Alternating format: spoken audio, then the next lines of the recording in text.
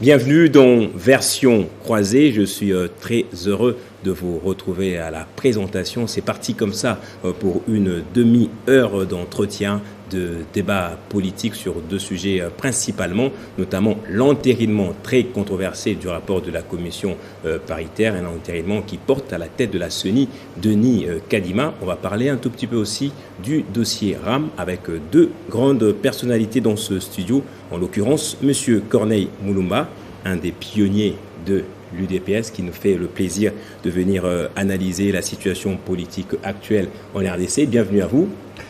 Merci beaucoup, M. Kouba. On a souvent l'habitude de vous voir et aussi on aime bien vos analyses comme ça. Mais on est au service de la nation et c'est un devoir, quand on fait de la politique, de communiquer. Il faut dire à l'opinion, à la population ce que vous pensez. Il y en a qui seront d'accord, d'autres qui ne le seront pas. Ce n'est pas grave. Au moins, soyez sincères dans ce que vous dites. Et c'est ça que nous essayons de faire. Et c'est ça que l'opinion apprécie.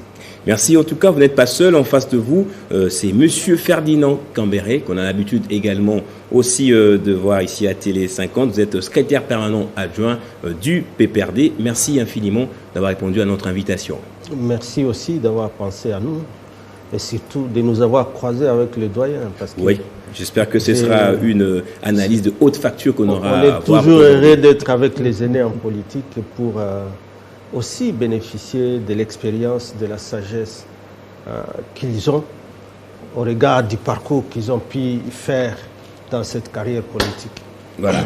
Donc, j'ai donné le couleur tout au début. On va parler de l'entérinement, également du dossier RAM, mais bien avant, l'actualité nous oblige de parler de cette incursion qu'on a constatée ce matin dans le Nord Kivu, à l'Est. Voici l'information. L'armée congolaise affirme avoir repoussé, alors qu'on nous trouve rapidement les images, l'incursion d'une compagnie de l'armée rwandaise dans le territoire de Nyiragongo, où ses troupes ont occupé 6 localités lundi matin. Comme vous pouvez le voir dans ces images déjà, ils ont tiré à balles réelles et il y a eu des pillages à leur retour. C'est une information confirmée par le FRDC qui a fait une mise au point là-dessus. Rapidement avec vous, Monsieur Corneille Nangaa, le chef de l'État. Monsieur Corneille Mulumba, sorry. Le chef de l'État a fait le tour du monde pour chercher des partenaires, notamment il y a le Rwanda. Nous avons signé pas mal d'accords cette année avec ce pays. Comment expliquer cette incursion alors que Félix Tshisekedi est président de l'Union africaine? Est-ce qu'il pèse vraiment sur le plan diplomatique? J'ai l'habitude de dire que les acteurs politiques congolais doivent faire un effort pour comprendre, pour réaliser ce qu'est la RDC. Vous prenez le Portugal, l'Espagne, l'Italie, la France, la Belgique, l'Allemagne, le Luxembourg, la Suisse, vous mettez tous ensemble, c'est plus petit que la RDC. Vous prenez toutes les... sur le plan théorique. Non, mais la grandeur de cet espace, n'est-ce pas? Vous prenez tous les pays voisins du Congo, vous additionnez la population, elle n'est pas plus nombreuse que la population de la RDC seule. Vous prenez le contenu, le sous-sol et le sol congolais, c'est quelque chose de fabuleux.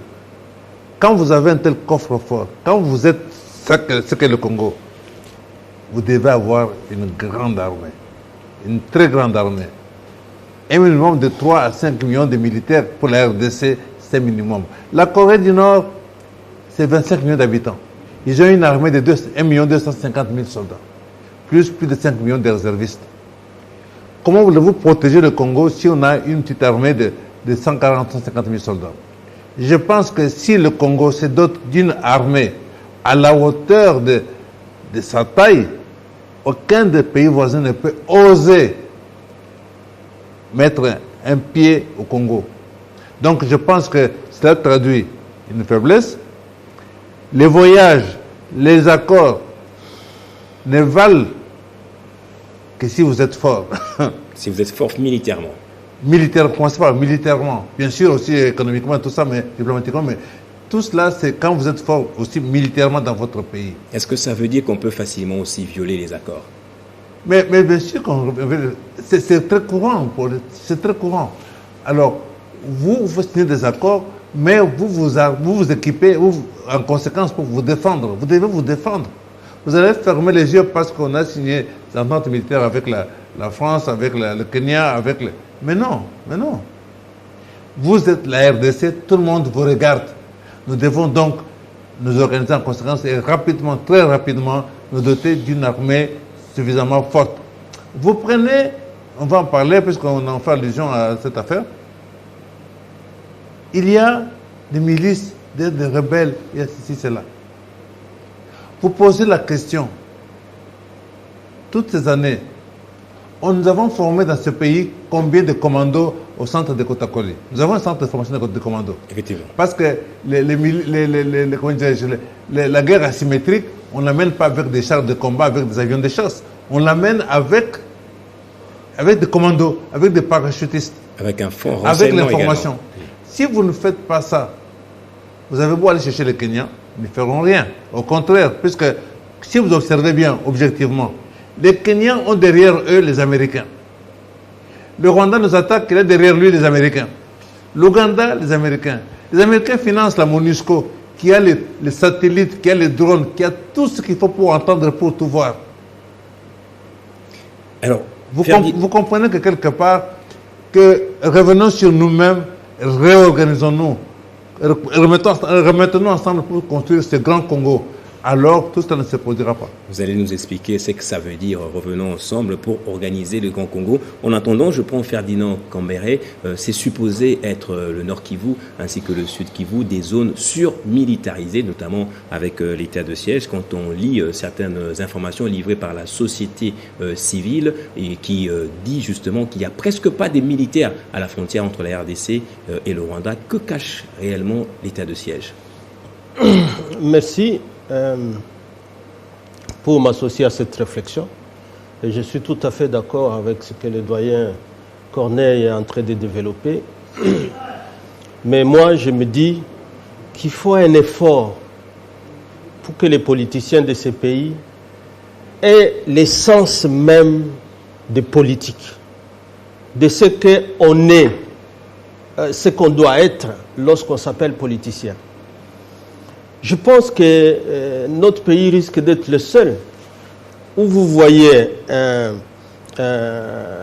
les tenants du pouvoir se débattre contre les ennemis ou les envahisseurs et voir l'opposition appuyer cela.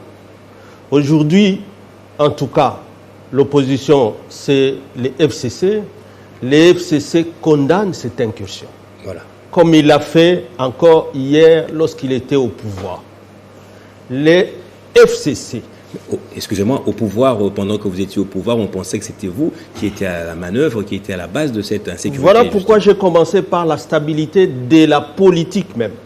Parce que sans ça, s'il y a une partie de la classe politique qui croit qu'il doit toujours flirter avec ces puissances qui nous entourent et qui lorgnent nos minéraux pour affaiblir le pouvoir au niveau de l'intérieur, et donc aucune action ne sera efficace. Hier, ils l'ont fait, les opposants en tout cas, il y avait M23, on sentait bien la main des opposants, en tout cas une partie qui était derrière. Tout ce qu'il y avait comme incursion, en tout cas, il y avait quelque part une main basse au niveau de la classe politique de l'opposition d'hier qui, pour fragiliser ou pour diaboliser les pouvoirs qui étaient là et pourtant qui étaient en guerre contre le Rwanda et l'Ouganda, parce que jusque-là, personne ne sait nous prouver que le Rwanda, l'Ouganda n'est pas dans la déstabilisation de l'Est. Et quand il y a des incursions comme ça, alors que le pouvoir actuel, qui était de l'opposition hier, qui ne vous vante aujourd'hui des accords, malheureusement qui restent secrets, des accords qui ne sont pas passés par le Parlement, encore que le Parlement, comme vous le dites, qui ne fait que proroger l'état des sièges sans évaluation, tout ça ne fait que poser des problèmes. Ça veut dire que maintenant, ça devient comme une cour de récréation, plus qu'avant où il y avait quand même des efforts, où il y avait des sommets qui pouvaient être organisés, où on s'est dit la face. Hein, on s'est dit la face les pays voisins, ce qu'ils sont en train de faire. Aujourd'hui, on ne les sent pas. Les Gata qui étaient notre ambassadeur, lorsqu'ils étaient en discussion avec l'ambassadeur du Rwanda au niveau des Nations Unies, on les sentait. On ne sent plus rien à tous ces niveaux-là. Donc, je crois que ce que nous pouvons faire pour l'instant, c'est de condamner cette incursion-là, parce qu'on nous a appelés depuis justement le matin, et c'était presque tout le monde qui était à des bandanes dans toutes ces localités-là, et que donc je pense qu'il faut que le gouvernement prenne au sérieux cette question-là. Je reviens souvent sur la question de l'accord cadre d'Addis Abeba, où il y a un mécanisme qui est donc déjà pris en charge par le régime actuel. Nous ne les sentons pas non plus pour le suivi de cet accord cadre. Parce que bien que l'opposition nous reprochait hier, l'opposition d'hier nous reprochait lorsque nous étions au pouvoir hier, qu'on avait mal négocié cet accord, mais cet accord-là valait beaucoup mieux pour la stabilisation de l'Est, bien qu'il nous demandait beaucoup d'efforts pour réformer au niveau de l'armée, réformer au niveau de la sécurité publique, réformer au niveau des finances publiques, beaucoup de réformes de notre côté. Et je crois que comme il est dit, si nous avons, nous, cette ambition d'avoir une armée suffisamment puissante, et alors acceptons les réformes, acceptons d'avancer, acceptons de faire des réformes aussi au niveau des services de sécurité. La guerre qui est à l'Est, ça ne sera pas que le ministère de la Défense qui va la terminer. Elle est tellement complexe qu'il faut des solutions holistiques. Merci. Il faut des réformes courageuses au niveau aussi des sécurités publiques, où on doit pouvoir activer les mécanismes de sécurité privée pour associer la participation de la population. Parce que si la population ne participe pas à cela, on aura toujours des mailles, des partis pour bouter l'ennemi dehors. Voilà, c'était un mot sur l'actualité de dernière minute qui nous est parvenu avant justement cette émission. On passe à nos sujets bien prévus pour cette émission. Le premier sujet, c'est justement l'entérinement très controversé justement du rapport de la commission paritaire. On va parler du dossier RAM également. Monsieur Corneille Mulumba, vous êtes pionnier de l'UDPS, vous en connaissez beaucoup, l'idéologie, etc. Est-ce qu'aujourd'hui, le peuple d'abord a toujours un sens ? Bon, nous avons, nous de l'UDPS, beaucoup fait pour que, effectivement, le peuple congolais soit la priorité de notre combat politique. Et nous savons que pour changer les choses fondamentalement, cela souvent coûte cher et nous avons payé le prix pour cela. Malheureusement, bien que un fils UDPS est président de la République, je persiste et signe que l'UDPS n'est pas au pouvoir. Parce que pour moi, l'UDPS, c'est une vision. Nous nous sommes posé la question, comment est-ce possible, avec tout ce que nous avons comme potentialité familiale, tout ce dont le monde a besoin, nous l'avons. Nous avons une monnaie dont la valeur ne déborde pas nos frontières. Tout ce qui pousse dans le monde peut pousser en RDC. Et nous avons faim. Nous avons tous les poissons dans nos lacs, dans nos rivières, sur notre fleuve, tout ce que vous voulez. Et nous allons négocier des cartons de Pioli, de Thomson. Toutes ces anomalies-là, nous avons tout un pays à construire et nous avons presque 80% de nos jeunes qui sont au chômage. Ce n'est pas normal. Où est le problème? Où se situe le problème? C'est là le questionnement fondamental. Nous sommes engagés à changer ce genre de choses. Il est impensable que, à la veille de Noël, on va importer des cartons de poulets qui viennent de Belgique ou je ne sais pas d'où, alors qu'avec un peu d'argent, nous pouvons donner des avances à des jeunes Congolais qui peuvent élever des poules. Ça n'a aucun sens que nous allions donner 56 millions de dollars pour qu'on construise des maisons préfabriquées à des Turcs, alors que nous avons le ciment, tout ce qu'il faut, les jeunes pour construire tout ça ici. Donc, toutes ces choses sont fondamentales. Pour moi, je dis que non, l'UDPS n'est pas au pouvoir, parce que l'UDPS, c'est une vision de la République. Ce sont des valeurs, c'est un combat politique.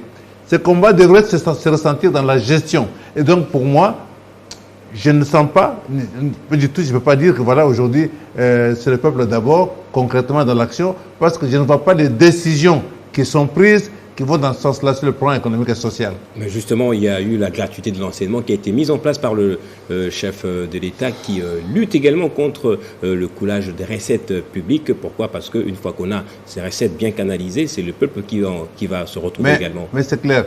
La gratuité de l'enseignement figure dans le projet de société de l'UDPS depuis 1982.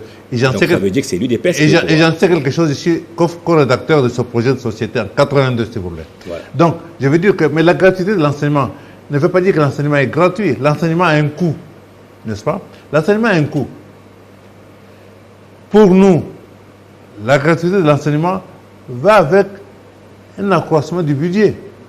Parce que cet enseignement gratuit, il faut payer, il faut prendre en charge. La différence, c'est que ce ne sont pas les parents qui prennent en charge, c'est l'État qui prend en charge. Comment voulez-vous, avec un budget de 5 milliards de dollars, prendre en charge l'enseignement? Ce n'est pas possible. Il ne faut pas que ce soit un simple slogan.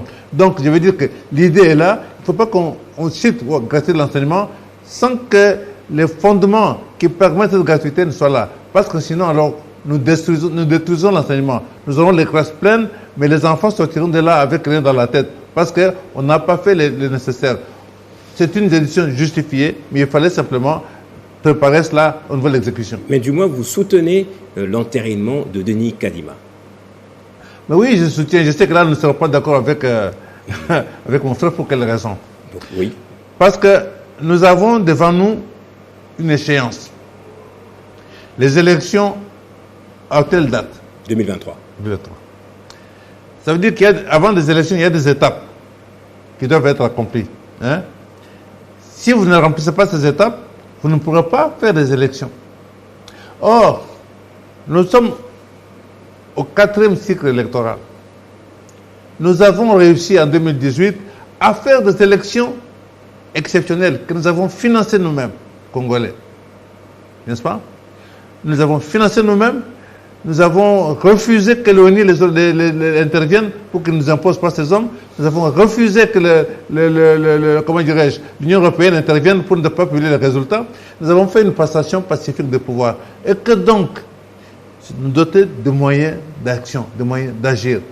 Et il fallait à tout prix qu'on arrive justement à cet entérinement, à ce forcing. Non, je veux dire quoi? Ouais. Parce que quel est le problème maintenant? C'est que, je ne parle pas de forcing, parce que ce que je sache, le président de l'Assemblée nationale a remis en jeu au moins 2-3 reprises pour que les confessions religieuses arrivent à un consensus. Bien que, pour moi, je ne comprends pas comment on donne un tel pouvoir aux confessions religieuses et particulièrement à l'Église catholique, dont chacun sait, aucun des évêques n'est élu par les Congolais, mais ils sont élus par Rome. Et que ce dont nous parlons, ce sont les institutions de la République. Les évêques prêtent serment de loyauté à Rome et pas aux institutions de la RDC. Les évêques ne roulent pas pour le Congo, c'est ça? Ils ne roulent pas pour le Congo. C'est logique parce qu'ils ont prêté un serment de loyauté, s'il vous plaît, au pape. Or, chacun sait aussi quel rôle le Vatican a joué dans l'effondrement de l'Union soviétique, n'est-ce pas? Donc très politique. Et pour moi, ces questions purement politiques doivent être traitées par les Congolais politiques. Je reviens vers vous avant de prendre Ferdinand Cambéré. Vous avez refusé de prendre part à la commission paritaire, vous, le FCC qui est à l'Assemblée nationale. La conséquence, c'est que parmi les postes réservés pour votre plateforme, il y a des vides, justement. Également, vous faites tout pour qu'on n'ait pas cet entérinement, mais aujourd'hui, on a quand même cet entérinement. Est-ce que vous ne voulez pas provoquer un glissement électoral parce qu'il y a une échéance qui est bien fixée, qu'on ne saura pas réaménager? Merci d'entrée de jeu. Je respecte sa position, mais simplement, je vais lui dire que la CENI, c'est une institution citoyenne. Et de la volonté du constituant, déjà à partir de 2006, il était question que les élections soient organisées par, effectivement, un organisme citoyen, une institution citoyenne. Mais qu'on ne laissera pas seul, à ce qui concerne la participation à sa composition, la tâche à la seule société civile. Il a été convenu que les forces politiques, opposition et majorité, participent aussi. Mais qui sont désignés dedans? C'est des personnalités indépendantes, selon la loi, qui doivent être justifiées par leurs compétences, par leur intégrité morale, par leur neutralité. Parce qu'ici, les élections se déjoutent quand même. C'est un combat entre deux forces, force de l'opposition, force de la majorité, parce qu'ici, c'est un combat d'idées, un combat de programmes qu'on doit pouvoir présenter au peuple et être accepté. Et c'est à cela que la société civile, ici, à travers la CENI, où on envoie, même si les forces politiques participent, mais il faut envoyer que déjà suffisamment neutres, qui ne sont pas soupçonnés des accointances avec une force politique quelconque. Justement, c'est de cette manière qu'on arrive à la dépolitisation de la société. Voilà. Et que donc, pour les cas, des cadimans, je suis étonné qu'il est devenu aujourd'hui l'homme de l'IDPS, l'homme de l'Union sacrée, parce que ce sont là les forces politiques qui défendent cet homme-là, à ces postes-là, justifiant simplement peut-être l'expertise, peut-être la compétence, mais ce n'est pas un critère suffisant. À cela, il faut ajouter l'intégrité morale, la neutralité. Mais comme je vous l'ai dit, et tout le monde l'a dit ici, que même ces 6 confessions religieuses qui l'ont fait hier pour Malonda, et que Malonda a été recalé par le président de la République, nous étions étonnés que dans son interview sur VOA, il ait dit qu'il ait donné des instructions à Mbosso. Mbosso, on l'a vu aussi introduire sa requête d'interprétation comme d'habitude lorsqu'ils ont constitué la fameuse majorité Union sacrée. Maintenant qu'ils ont une cour constitutionnelle aux ordres, et ils veulent avoir aussi une CENI aux ordres. Non. Les élections, c'est une compétition, mais la compétition doit être normale. Et il ne faut pas que déjà viennent avec un arbitre acheté, avec une attente achetée, et vous allez jouer quel match? À ce moment-là, ça ne sera pas équilibré. Vous avez parlé de trois places vides. C'est encore une fois, là où nous avons parlé de la CENI, de la honte. Comment alors qu'on dit qu'on va composer à 3 et que l'esprit était celui où il fallait les composé en paritaire? Vous amenez 12 membres de l'Union sacrée, parce que Kadima est contesté déjà par l'Église catholique et l'Église protestante, et qu'il n'a été désigné qu'à part des confessions religieuses qui étaient logées dans un même hôtel avec la fameuse commission paritaire fantoche là, parce que nous n'y avons pas participé du tout. Mais ça n'a pas empêché Mbosso de continuer à appeler cela, commission paritaire mixte, en violation de la loi qu'ils ont votée avec leur majorité. Et le professeur Mbata lui-même, qui est pourtant président de la commission politique et juridique, PAJ, celui-là, qui hier faisait tant de leçons d'être le plus grand constitutionnaliste, c'est pas moi quoi et quoi. Aujourd'hui, c'est celui, en présentant ce fameux rapport, qui passe là pour constater l'absence du consensus et dire que donc, à l'absence du consensus, l'Assemblée peut se prononcer. Se prononcer sur quoi? Sur base de quel article? Ils sont allés chercher un arrêt, comme je vous ai dit que maintenant la Cour, il est clair, comme nous l'avions dénoncé, que la façon dont elle a été constituée, c'était qu'une Cour aux ordres, juste pour fabriquer un arrêt ou dans lequel arrêt où on va glisser, tout en se déclarant incompétent, mais on va glisser une petite phrase pour dire que l'Assemblée nationale peut poursuivre la désignation des membres de la CENI sans tenir compte des dates. Je voudrais insister sur ça. Pourquoi? Parce que c'est devenu une manie où on utilise la Cour pour justifier la violation de la loi. Non, la Cour ne peut pas aller au-delà de ce que dit la loi. C'est ce que nous disons. Et que donc c'est dangereux, la démocratie est en danger, le processus électoral est en danger, alors que lorsque vous lisez la Constitution à l'article 211, vous allez voir que celui qui est maître de la régularité, parce que là, il a parlé de glissement, celui qui est maître de la régularité du processus électoral, c'est la CENI. Et la CENI, je regrette de le répéter, ce n'est pas le président du bureau. La CENI, ce ne sont pas les membres de... La CENI, c'est une institution qui a une administration technique et qui n'est pas empêchée à travailler pour, n'est-ce pas, mettre toutes les opérations. Vous allez réagir rapidement aux affirmations avancées par Ferdinand Cambéré, mais rapidement, puisqu'il a parlé justement du forcing et d'un certain chaos, je prends le tweet de Néhémie Milania qui dit, on va nous prendre ce tweet-là justement, le forcing de l'équipe Kadima à la tête de la CENI, c'est un coup de massue à la confiance entre parties prenantes à un processus électoral déjà délicat. En plus d'une crise sécuritaire à l'Est, c'est désormais la crise politique qui s'installe à Kinshasa. Alors, quelle est votre réplique rapidement? Malheureusement, on nous ramène dans une crise politique. Ni M. Moulania, ni quiconque ne peut, en tant que patriote, souhaiter qu'il y ait une crise à Kinshasa, que Kinshasa prenne feu. Personne. Tout à l'heure, j'ai dit que nous étions au 4e cycle électoral. J'ai dit ici que nous avons, aux élections, au 3e cycle électoral, financer les élections nous-mêmes. Nous avons dit que nous avons, comment dirais-je, tout organisé. Malgré toutes les pressions, nous n'avons pas cédé à ces pressions. Qu'est-ce qui était au pouvoir? C'est un certain Joseph Kabila Kabange. Donc, chapeau, qui a permis que cela se passe. Alors, on ne doit pas revenir en arrière. On ne peut pas faire un bond en arrière. On ne peut pas prendre le risque de voir les choses déraper. Comme vous venez de le dire, je pense que la CENI, ce n'est pas le président seul. Non.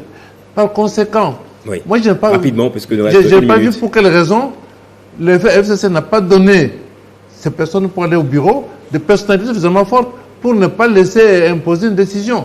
Envoyons des personnes là-bas, faisons en sorte que ces élections aient lieu en date prévue.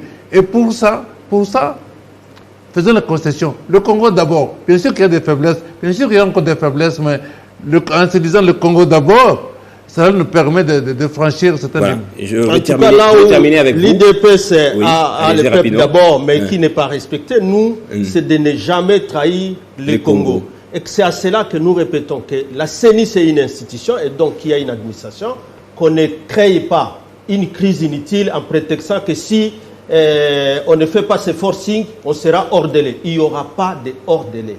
Nous avons fait des concessions. Permettez-moi de poser la dernière question pour rattraper le temps, justement. Il nous reste 30 secondes. J'espère que vous saurez répondre dans 30 secondes.